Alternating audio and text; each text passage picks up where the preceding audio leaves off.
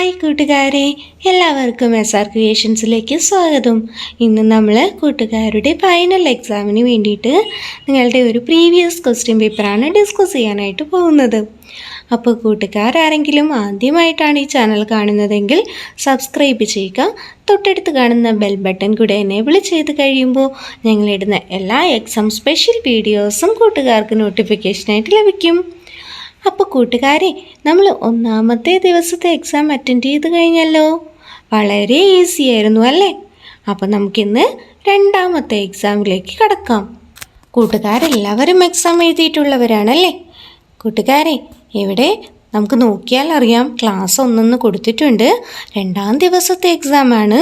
പേരും സ്കൂളും ഡിവിഷനും ഒക്കെ കൂട്ടുകാർ തെറ്റാതെ എഴുതിയേക്കണേ. അപ്പോൾ നമുക്ക് വർക്ക്ഷീറ്റ് 6 എന്താണെന്ന് നോക്കാം. വർക്ക്ഷീറ്റ് 6, സുന്ദരിപ്പൂച്ച. കുറിഞ്ഞിപ്പൂച്ചയുടെ വിശേഷങ്ങൾ വായിച്ചു നോക്കൂ. കുറിഞ്ഞിപ്പൂച്ച ഒരു സുന്ദരി പൂച്ചയാണ്. എലിയെ പിടിക്കുന്ന മിടുക്കി പൂച്ച.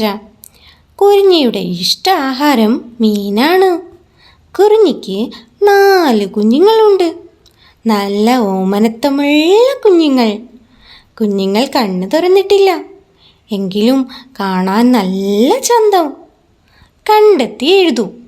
എന്താണ് കണ്ടെത്തി എഴുതേണ്ടത്? നോക്കാം. ഒന്നാമത്തെ ചോദ്യം, കുറിഞ്ഞിപ്പൂച്ചയുടെ 2 വിശേഷണങ്ങൾ ചേർത്ത് പറഞ്ഞിട്ടുണ്ട്. അവ ഏതൊക്കെയാണ്? അതെ, സുന്ദരി പൂച്ച, മിടുക്കി പൂച്ച.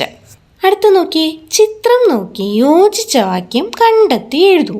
ഒന്നാമത്തെ ചിത്രത്തിൽ എന്താണ്? കുറിഞ്ഞിയുടെ ഇഷ്ട ആഹാരം മീനാണ്. രണ്ടാമത്തേതോ? കുറിഞ്ഞിക്ക് 4 കുഞ്ഞുങ്ങളുണ്ട്. ചിത്രം വരയ്ക്കാം. കൂട്ടുകാരെ, ചിത്രം വരയ്ക്കാൻ കൂട്ടുകാർക്ക് ഒത്തിരി ഇഷ്ടമല്ലേ? ഇഷ്ടമാണല്ലേ? അപ്പോൾ ചിത്രം വരയ്ക്കാനും നിറം കൊടുക്കാനും ഒക്കെ കൂട്ടുകാർ പഠിച്ചു വെച്ചിരിക്കണം കേട്ടോ. എലിയെ പിടിക്കുന്ന മിടുക്കി പൂച്ചയുടെ ഒരു ചിത്രം വരച്ചാലോ? വരയ്ക്കാം. ഹായ്, നല്ല ഭംഗിയുണ്ടല്ലേ? വർക്ക്ഷീറ്റ് 7, അയലയും മത്തിയും. ആർക്കാണ് കൂടുതൽ എണ്ണം മീൻ കിട്ടിയത്?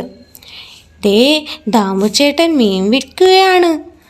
ഒത്തിരി ആളുകൾ വന്ന് മീൻ വാങ്ങുന്നുണ്ട്. ആരൊക്കെയാണ് മീൻ വാങ്ങാൻ വന്നത്? അനീസ, സനൽ, മനു. അവർ ഓരോരുത്തരും മീനുകൾ വാങ്ങി. എത്ര മീനുകളാണ് ഓരോരുത്തർക്ക് ലഭിച്ചത്?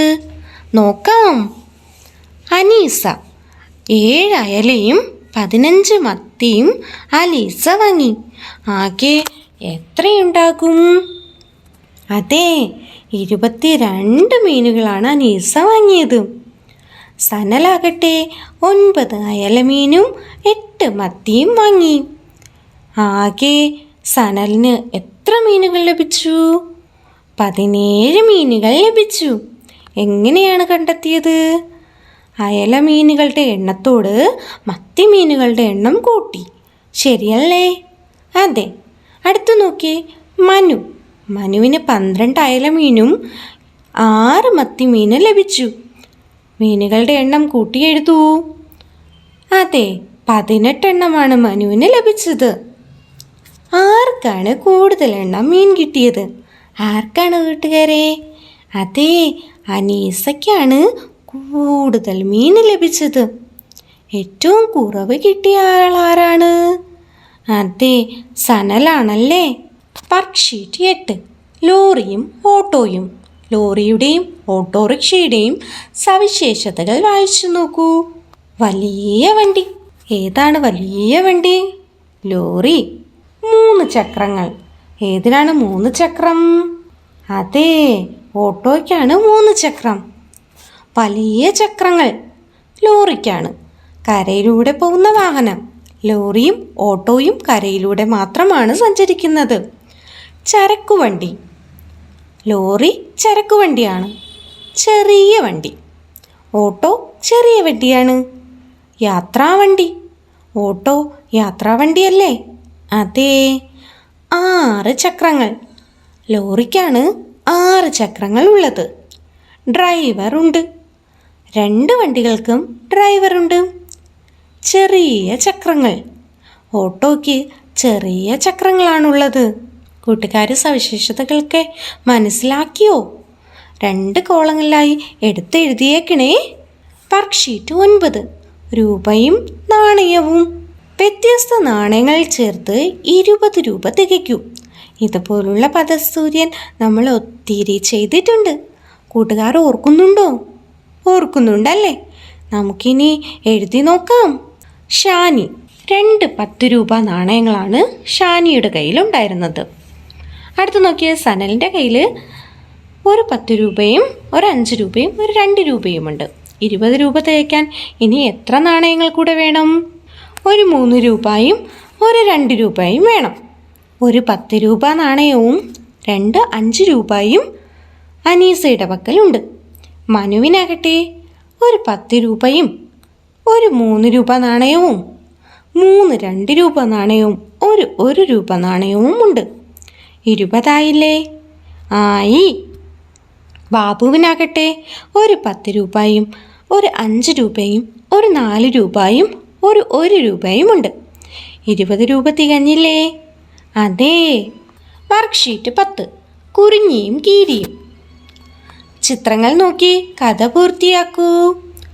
കൂട്ടുകാരെ, ചിത്രം കണ്ടോ? ഒന്നാമത്തെ ചിത്രത്തിൽ എന്താണ് കാണുന്നത്? കുറിഞ്ഞി കോഴിക്കൂടിന് പുറത്ത് ഉച്ചമയക്കത്തിൽ അങ്ങനെ ഇരിക്കുകയാണല്ലേ. രണ്ടാമത്തെ ചിത്രം നോക്കിയേ. കോഴിയമ്മയും കുഞ്ഞുങ്ങളും കൂടിന് പുറത്ത് തീറ്റ അന്വേഷിച്ച് നടക്കുകയാണല്ലേ. ഇത് ദൂരെ കോഴിക്കൂടിന് മുകളിലിരുന്ന് കുറിഞ്ഞി കാണുന്നുണ്ട്. അപ്പോഴാണ് മൂന്നാമത്തെ ചിത്രം എന്താ? അപ്പോഴാണ് കുറിഞ്ഞി ദൂരെ ഒരു കീരിയെ കണ്ടത്. അയ്യോ, കീരി കോഴിയമ്മയും കുഞ്ഞുങ്ങളെ ലക്ഷ്യമിട്ടാണല്ലോ വരുന്നത്. നാലാമത്തേത് ചിത്രം നോക്കൂ. കുറിഞ്ഞി കീരിയുടെ പുറത്തേക്കൊരൊറ്റ ചാട്ടം. എന്നിട്ടോ കോഴിയമ്മയും കുഞ്ഞുങ്ങളും ഓടി കൂട്ടിനുള്ളിലേക്ക് കയറി. കുറിഞ്ഞിയാകട്ടെ കീരിയെ കാട്ടിലേക്ക് ഓടിച്ചു വിടുകയും ചെയ്തു. കൂട്ടുകാരെ, കഥ ഇഷ്ടമായോ? ഇതുപോലെ കൂട്ടുകാരും ചിത്രം നൽകിയിരുന്നാൽ കഥ എഴുതാനായി പഠിച്ചു വെച്ചേക്കണം കേട്ടോ. കൂട്ടുകാരെ, നമ്മളിന്ന് 2ാമത്തെ ദിവസത്തെ എക്സാമും ചെയ്തു കഴിഞ്ഞു. കൂട്ടുകാർ എക്സാമിന് നന്നായി പഠിക്കുക. എല്ലാ ചോദ്യങ്ങൾക്കും കറക്റ്റായിട്ടുള്ള ആൻസർ എഴുതുക കേട്ടോ. കൂട്ടാനും കുറയ്ക്കാനും അതുപോലെ നിറം നൽകാനും വരികൾ കൂട്ടിച്ചേർത്ത് എഴുതാനും കഥ എഴുതാനും ഒക്കെ കൂട്ടുകാർ പഠിച്ചു വെച്ചേക്കണം കേട്ടോ. അപ്പോൾ കൂട്ടുകാരെ, അടുത്ത എക്സാം സ്പെഷ്യലുമായിട്ട് നമുക്ക് ഉടനെ തന്നെ ഒരുമിച്ച് കാണാം. താങ്ക്